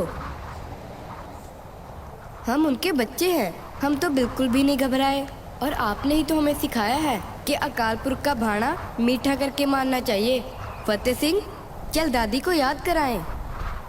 अकाल पुरख जो करता है ठीक करता है, उसके हुक्म बिना तो पत्ता भी नहीं हिलता। उसके बुरे काम में भी अच्छाई होती है, पर हम उसे समझ नहीं पाते, इसीलिए उसको भुलाने की गलती कर बैठते हैं और दुख पाते हैं। अगर मेरी बातें तुमको इस हद तक याद है मेरे बच्चों, तो फिर मैं कभी नहीं भूलूंगी कि तुम मेरे शेर पुत्र के लाल हो और मैं उसकी माँ। हुजूर, मिर्जा जी, मैं छोटी सी अर्ज करना चाहता हूँ, बुरा मत मानना। मैं उसके लिए आपको कुछ भी देने के लिए तैयार हूँ। कुछ भी देने के लिए तैयार है मोती? तो फिर हम भी कुछ भी सुनने के लिए तैयार हैं। मिर्जा जी, मैं गुरुजी की माता और उनके बच्चों के लिए ये दूध ले जाना चाहता था। ठीक है, मलाई मुझे दे जा और दूध तू ले जा।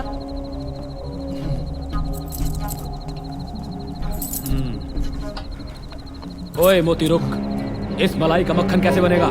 चल वापिस। खान साहब, आज मेरे पास यही है, कल मैं अपनी घरवाली के सारे गहने ले आऊंगा। चल गहने ले आएगा। हाँ। वो तो आज के हिसाब में गिने जाएंगे, कल के हिसाब में क्या देगा?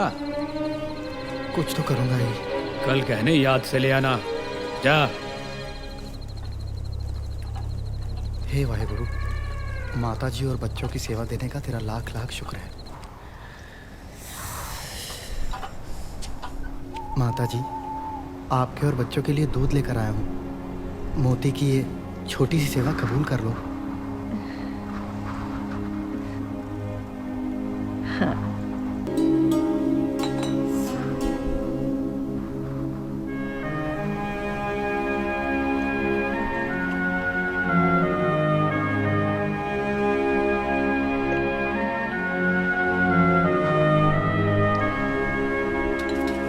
आप मुझसे वादा करो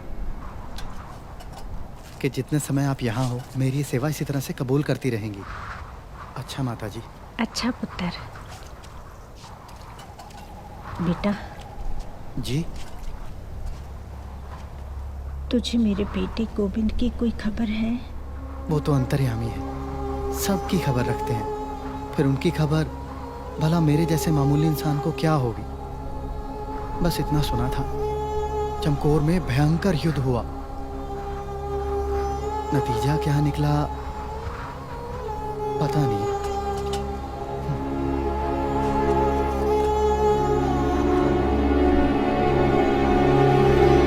माता जी, एक बात समझ में नहीं आई। कौन सी बात?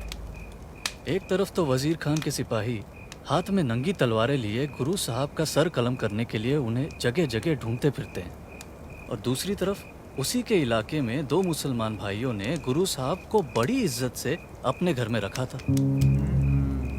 बंदे बड़े नेक हैं। नेक हैं और अनेक हैं। अनेकों उनके भगत हैं, सैकड़ों उनकी फौज में सिपाही हैं, कईयों को तो गुरु साहब ने अपनी फौज का मुखिया तक बना रखा है। गुरु साहब किसी मुसलमान या इस्लाम के खिलाफ नहीं हैं। वो तो उस कट्टरवादी सोच का विरोध करते हैं जो कमजोर और मजलूम लोगों का धर्म परिवर्तन करके उनका धन दौलत लूट रही है।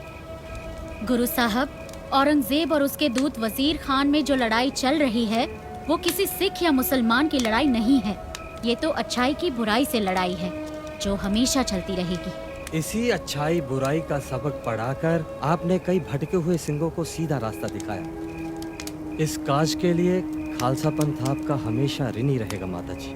मैं तो अपने गुरु की एक छोटी सी सिपाही हूँ जिसने अपनी नजर अपने गुरु के फरमान पर टिका रखी है कि कब मेरे दशमेश पिता मुझे हुक्म दें और मैं दुश्मनों के साथ भिड़ जाऊं। खान साहब, बुजुर्ग औरत और बच्चों को गिरफ्तार करना तो हमारे उसूलों के खिलाफ है। क्या उन्होंने सरहद में जाकर कोई बगावत की? उनका कसूर क्या है?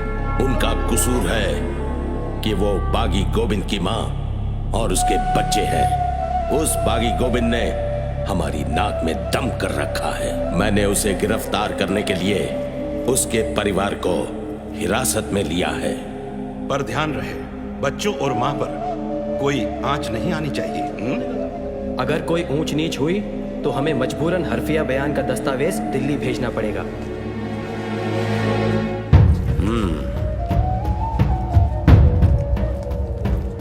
काजी साहब, कुछ करो। पर मेरे हाथों में कुछ तो दीजिए। बाकी उनका बाप है, बच्चे तो नहीं जो मैं उनकी सजाए मौत का फतवा आपके हाथों में रख दूं। ये मौका हाथ से नहीं जाना चाहिए। एक ही तरीका है, ना आपको फतवा लेने की जरूरत पड़ेगी और ना ही मुझे देने की। क्या? और आप गोविंद से भी अपना बदला ले पाएंगे। वो कैसे? अगर बच्चों से हमारा धर्म कबूल करवा लिया जाए। जब उसकी औलाद ही हमारा धर्म कबूल कर लेगी तो उस गुरु के लिए इससे बड़ी कोई और हार हो नहीं सकती। लेकिन मैं अपने बच्चों के साथ क्यों नहीं जा सकती? बेकार की जिद मत करो माताजी, हमें तो जैसा हुक्म मिला हम वैसा ही कर रहे हैं। चलो चलो, तुम क्यों वक्त बर्बाद कर रहे हो? बच्चों को लेकर चलो।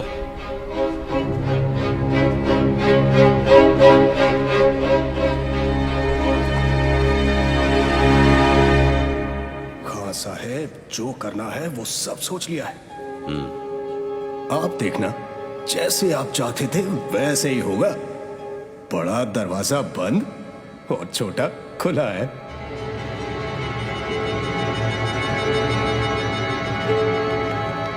सिपाही बच्चों को लेकर यहाँ आ रहे हैं। हमारे सिपाही सर झुकाकर दरबार में आएंगे। बच्चे भी उनकी नकल करेंगे।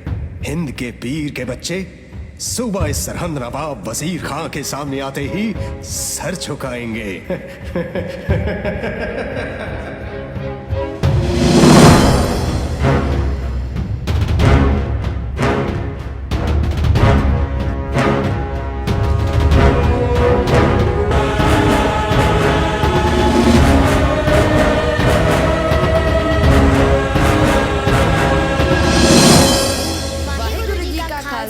वाहेगुरु जी की फतेह। ये इन बच्चों ने क्या कहा? भाई यहाँ आकर तो हर कोई सलाम करता है। भाई बच्चों से बहुत बड़ी गलती हुई है। ये सरहद के नवाब वजीर खां का दरबार है। यहाँ आकर कोई भी शख्स किसी गुरु की फतेह नहीं बुला सकता।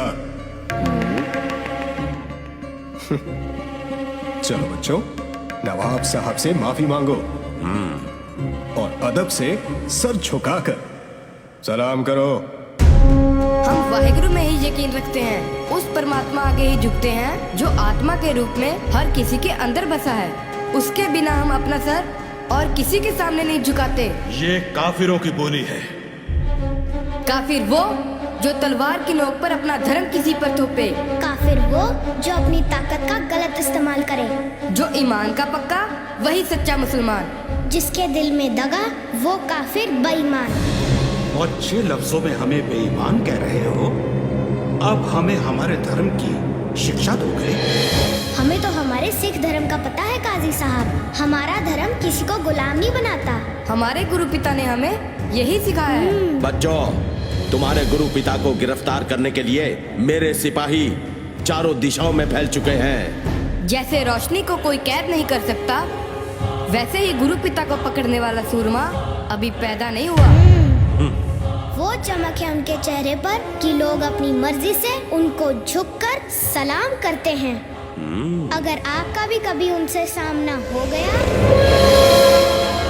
तो आपका सर भी अपने आप उनके आगे झुक जाएगा। क्या हुआ खान साहब? गुरु पिता के दर्शन हुए लगते हैं। खामोश!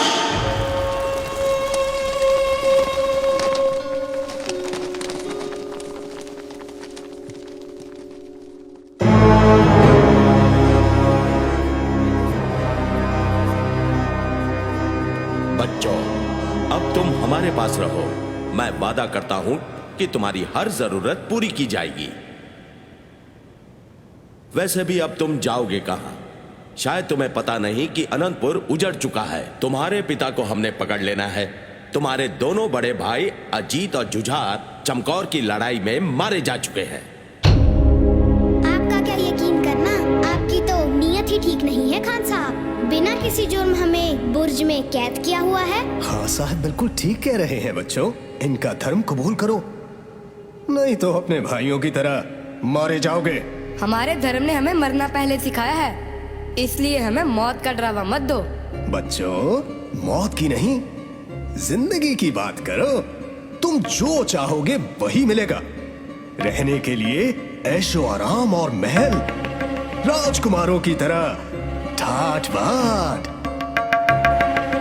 और अगर मैं कुछ भूल रहा हूँ तो तुम मुझे याद करवा देना। हा? याद दिलाता हूँ, वो याद दिलाता हूँ जो मेरे दादाजी गुरु तेग बहादुर जी ने कहा था उन कश्मीरी पंडितों को, जिन्हें उनके धर्म परिवर्तन के लिए मजबूर किया जा रहा था। दादाजी ने कहा था उन जालिमों को कहो पहले गुरु का धर्म बदलो। अगर गुरु ने धर्म बदल लिया तो तुम सब भी खुशी खुशी धर्म बदल लोगे। हाँ हाँ, याद है। तो फिर जिनके दादाजी ने किसी का धर्म बचाने के लिए अपना शीश दे दिया, आप उनके पोतों को अपना धर्म कबूल करने के लिए कह रहे हो? सोच लो, कहीं कोई गलती तो नहीं कर रहे। उसकी ही विधवा, मतलब तुम्हारी दादी अभी जिंदा है। अब क्या करना है? जाओ उसके साथ मशवरा करो। कल तक की मोहलत है। वाहेगुरु जी का खालसा, वाहेगुरु जी की फतेह। ये तो बड़े बड़ों को चुप करा देंगे। ये बच्चे हैं, ये अफलातून। हाजिर हो।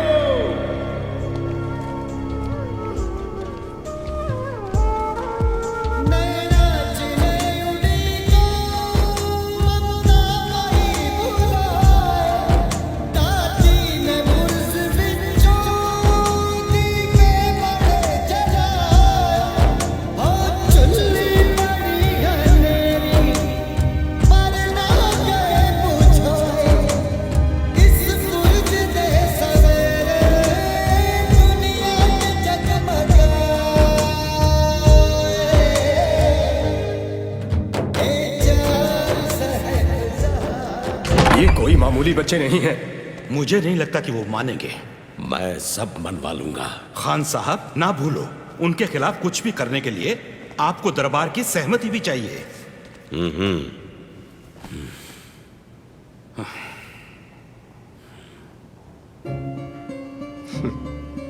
जनाब, मेरी सोच की तारीफ करना। कल आप दरबार में नवाब मलेर कोटला को बुलाएं। क्या कहा?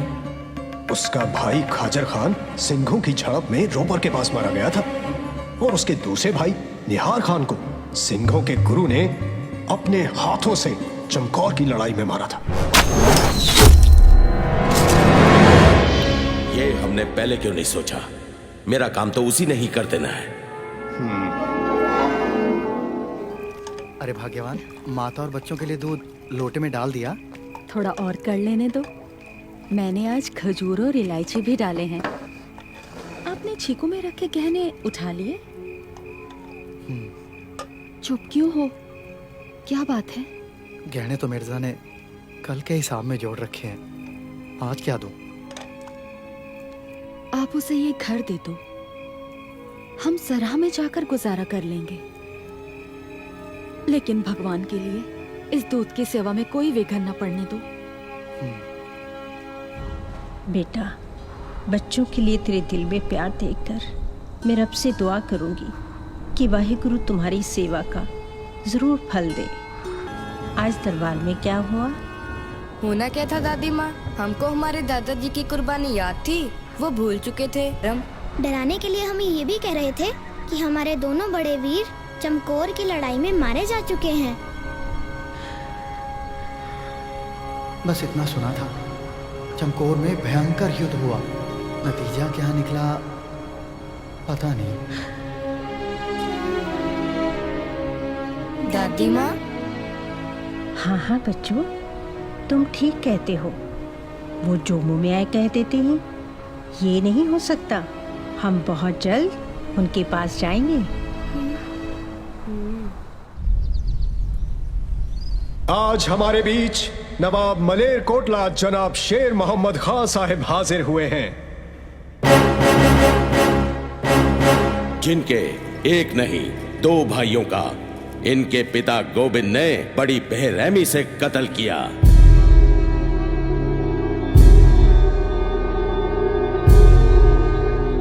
तुम्हें पता है तुम्हारे पिता ने नवाब साहब के भाइयों का कत्ल क्यों किया था? कोई गलती की होगी?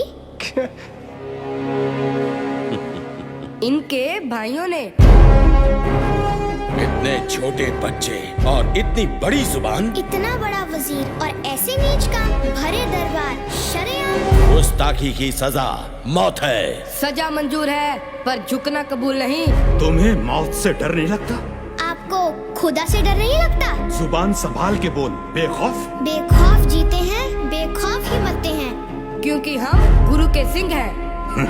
सिंह? हाँ, सही काम करने वाला बंदा सिंह होता है। किसी की आंसू पोंछकर उसे खुशी देने वाला बंदा सिंह है। कमजोर की ताकत बनने वाला बंदा सिंह है। इंसाफ के लिए जिंदगी दांव पर लगाने वाला बंदा सिंह है।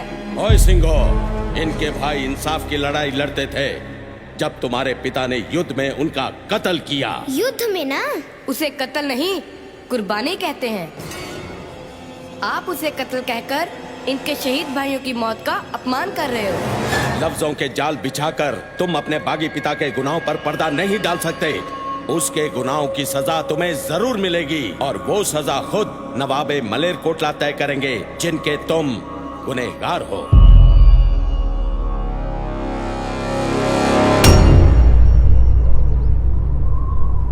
फरमाइए नवाब साहब, आप कौन सी सजा देना चाहोगे अपने इन दुश्मनों को? मैं गोविंद से अपने भाइयों की मौत का बदला लेना चाहता हूं और वो मैं जरूर लूंगा। पर मैदाने जंग में ये मेरे गुनाहगार नहीं हैं। औरतों और बच्चों से बदला नहीं लिया जाता। मैं चाहता हूं इंसानियत के नाते गोविंद की मां और उसके बच्चों को रिहा कर दिया जाए।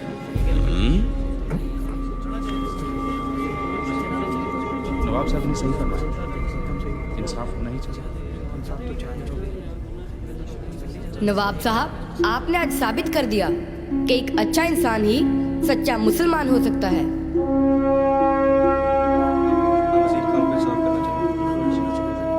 मैं भी इंसाफ में यकीन रखता हूँ। नवाब साहब की मर्जी और आवाम की ख्वाहिश के मद्देनजर हम इनको आजाद भी कर देंगे। पर मैं इनसे ये तो पूछ लूं कि ये आजाद होकर क्या करेंगे? वही करेंगे जो हमारे गुरु पिता कर रहे हैं और जो सिंघों की आने वाली नस्लें करेंगी। क्या? आखिरी सांस तक जुल्म और बेइंसाफी के खिलाफ लड़ेंगे। वो कैसे? हम अपने गुरु पिता के सिंघों को फिर से इकट्ठा कर फौज तैयार करेंगे। सुना आपने? सुना आप सबने? इनके बागी इरादे। जो इनका बागी बाप हमारे साथ कर रहा है, वही ये बागी बच्चे करना चाहते हैं। अब बताओ दरबार में बैठे काजी और वजीरों, कि मुगलिया सल्तनत के इन बागियों के बारे में आपकी क्या राय है? खां साहब, अब तो सबकी राय एक ही है। सांप के बच्चे सांप ही होते हैं। सच्चानंद, जुबान को लगाम दो। मजलूमों के वो दोस्त हैं, नेकी उनकी पहचान है। शीश झुकाकर आदर कर, गुरु गोबिंद सिंह उनका नाम है। शुक्र कर हम आपके कैदी हैं, नहीं तो कसम गुरु पिता की अब तक तुम्हारा सर कंधे से गिर चुका होना था। मैं और कुछ नहीं सुनना चाहता। बागी गुरु के बागी बच्चों, हमारा धर्म कबूल करो या बेरहमी से मरने के लिए तैयार हो जाओ। पहला मरण कबूल, जीवन की छड़ आस, हो सबना की रहन का, तो आओ हमारे पास। काजी साहब, फतवा। मेरा फतवा तैयार है खान साहब।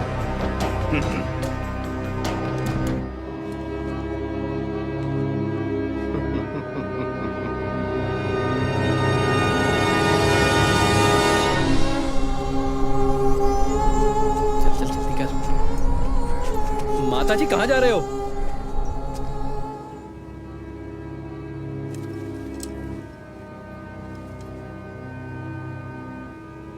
इनको जिंदा दीवार में चिनवा दिया जाए।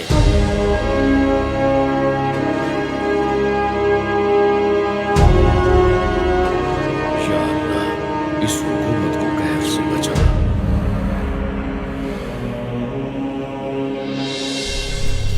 माता जी, बस बस, और आगे नहीं, चलो हमारे साथ। काजी ने फतवा दे दिया है कि कल दोनों बच्चों को जिंदा दीवार में चुन दिया जाएगा।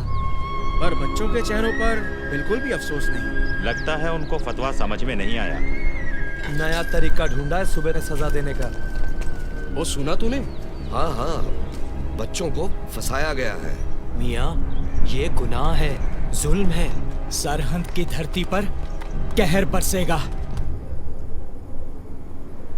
नवाब साहब, बच्चों को दीवार में चिनने के लिए कोई मिस्त्री तैयार नहीं हो रहा, पर हाँ, अपनी कैद में सजा काट रहे दो चोर भाई, शासन बेग और बाशन बेग, उनको मैं तैयार कर सकता हूँ। अगर हुजूर उनकी सजा माफ कर दे तो। जाओ, उनकी सजा माफ की। बहुत बेहतर हुजूर, बहुत बेहतर।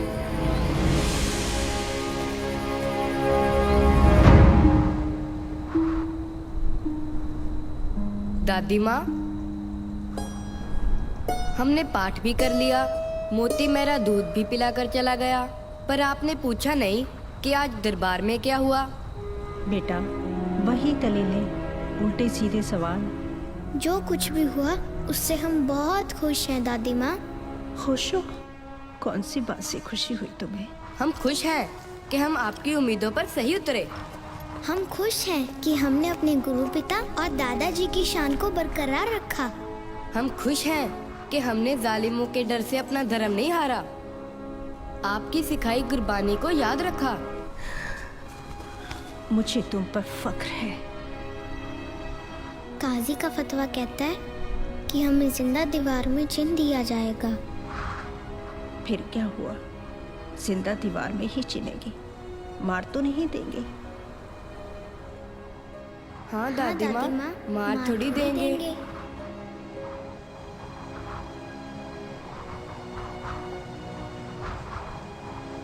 हम भी बच्चों वाले हैं। मैं नहीं चाहती कि कल को इतिहास के पन्नों पर सुबह सरहद का नाम मासूम बच्चों के कातिल के रूप में जाना जाए। आप चाहती हैं मैं उस बागी के बच्चों पर रहम करूं, जिसने मुगलिया सल्तनत की नाक में दम कर रखा है? मैं कुछ नहीं कर सकता। काजी साहब अपना फतवा दे चुके हैं। काजी का फतवा बदला जा सकता है, ये मैं जानती हूँ। उस फतवे को कैसे बदलना है ये आप जानते हैं। होश में आओ बेगम। मैं उन बच्चों की सजा नहीं माफ करूंगा। मैं नहीं चाहता कि सारी मुगलिया हुकूमत मुझे सिखों के गुरु से डरने वाला डरपोक कहकर बुलाए। तीर कमान से निकल चुका है, अब कुछ नहीं हो सकता। खुदा के लिए ऐसा मत कीजिए खान साहब, ये जुल्म है, ये जुल्म है।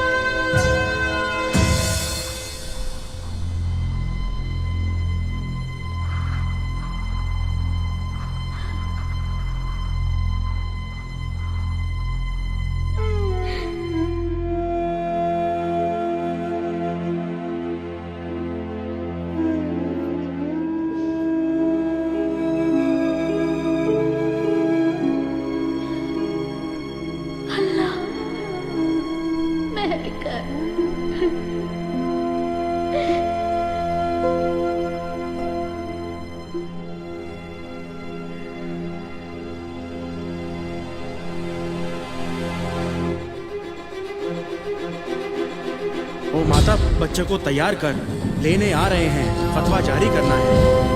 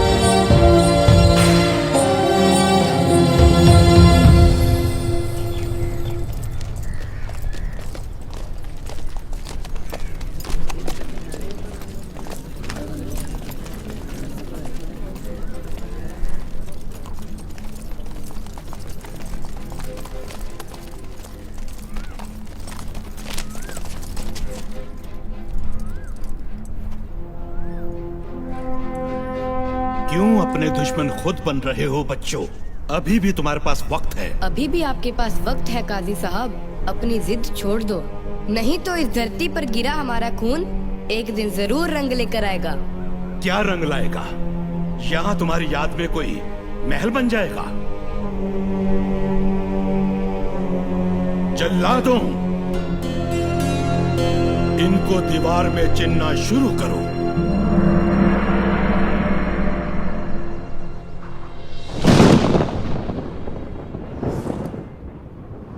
एक ओंकार सतनाम करता पुरख निर्भव निर्वैर अकाल मूरत अजूनी सेवं गुर प्रसाद जप आद सच जुगाद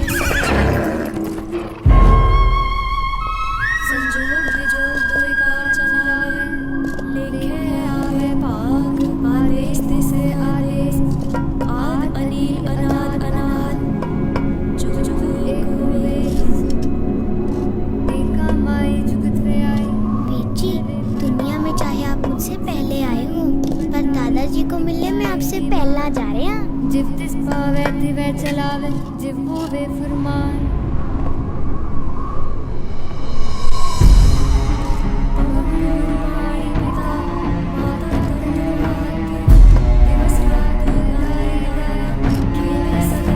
सोच लो, अभी भी बहुत कुछ हो सकता है। चंगे आया बुरे आया वाचा तरह दूर करनी आपो आपनी के नेड़े के दूर जिन्हें आप आया गए संकट काल नारद के कुछ के छुटी हाल।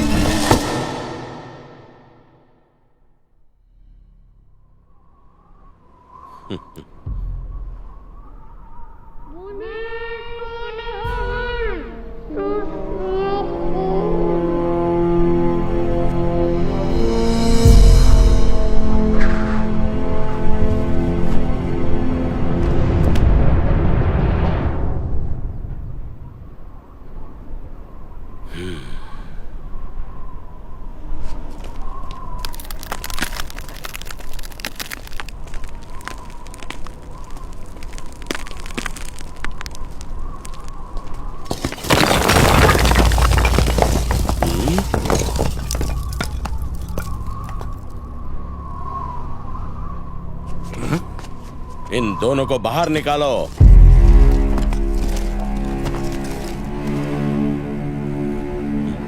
ये दोनों तो अभी जिंदा है खान साहब।